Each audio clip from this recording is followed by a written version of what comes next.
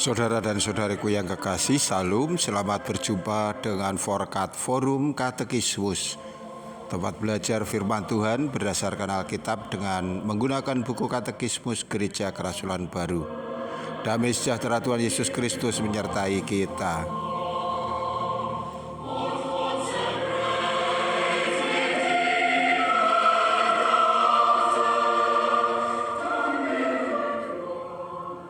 Kita sampai pada soal nomor 138. Bagaimanakah kedudukan Yesus terhadap hukum Musa? Hukum Musa adalah kuasa yang mengikat dan tertinggi bagi umat Israel.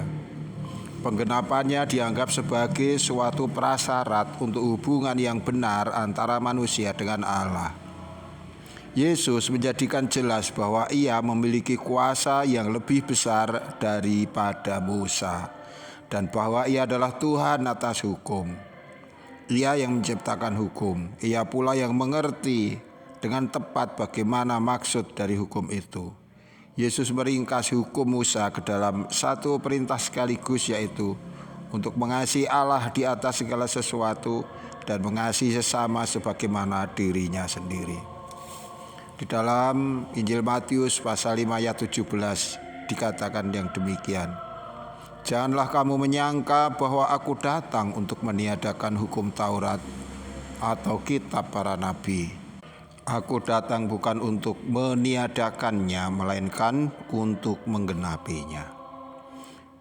Di dalam Matius pasal 22 ayat 37 sampai dengan 40 dikatakan, jawab Yesus kepadanya, kasihilah Tuhan Allahmu dengan segenap hatimu dan dengan segenap jiwamu dan dengan segenap kekuatanmu. Itulah hukum yang terutama dan yang pertama. Dan hukum yang kedua yang sama dengan itu ialah, kasihilah sesamamu manusia seperti dirimu sendiri. Pada kedua hukum inilah tergantung seluruh hukum Taurat dan kitab para nabi. Ini dapat kita bandingkan dengan hukum yang berlaku di dalam Perjanjian Lama. Bagian pertama dari perintah ini misalnya dengan apa yang tertulis di dalam kitab Ulangan pasal 6 ayat 5 yang disebutkan, kasihilah Tuhan Allahmu dengan segenap hatimu dan dengan segenap jiwamu dan dengan segenap kekuatanmu. Sedangkan pada bagian kedua dapat kita bandingkan dengan Imamat pasal 19 ayat 18, janganlah engkau menuntut balas dan janganlah menaruh dendam terhadap orang-orang sebangsamu, melainkan kasihilah sesamamu manusia seperti dirimu sendiri. Akulah Tuhan.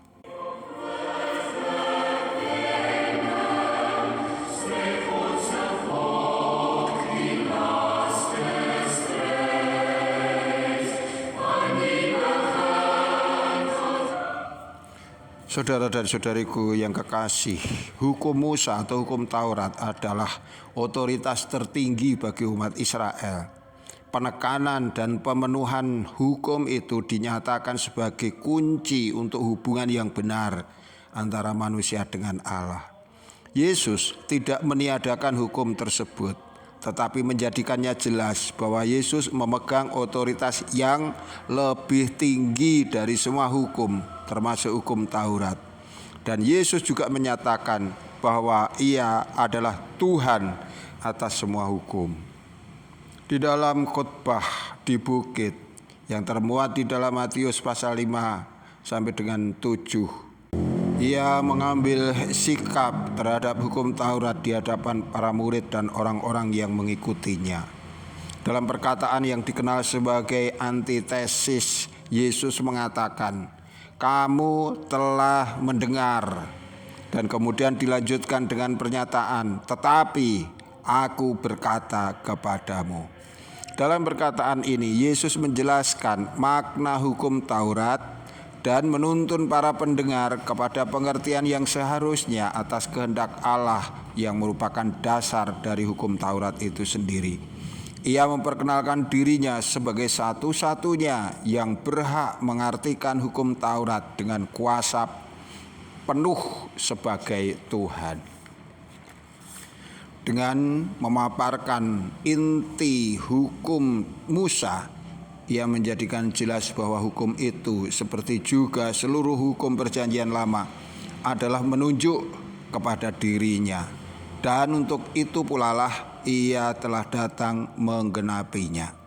Melalui ketaatannya ia membalas ketidaktaatan manusia yang pertama dengan penggenapannya yang sempurna terhadap hukum itu. Ia mengakhiri pemerintahan tak terbatas dari dosa, yaitu iblis, atas manusia.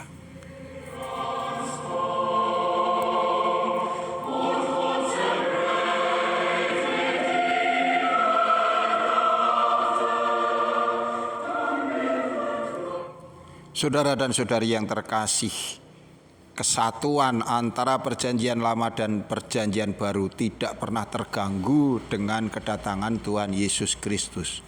Bahkan dikatakan hukum Taurat dengan segala penerapan yang di situ seringkali berlebihan, kaku, sehingga tidak sesuai lagi dengan kehendak Allah. Di dalam Yesus semuanya digenapi. Yesus adalah Tuhan atas segala hukum. Tuhan yang menciptakan hukum-hukum itu, sehingga di dalam Yesuslah hukum-hukum memperoleh penafsiran yang tepat. Bagi mereka yang percaya kepada Yesus, maka mereka cukup untuk mengikuti apa yang menjadi teladannya, apa yang menjadi nasihatnya, apa yang menjadi pengajarannya. Maka orang tidak lagi perlu khawatir terhadap hukum-hukum yang lain, karena hukum yang berasal dari Tuhan Yesus di atas segala hukum yang pernah ada, dan ini akan terus ada sampai kepada alam yang abadi. Tuhan memberkati kita. Sampai jumpa. Amin.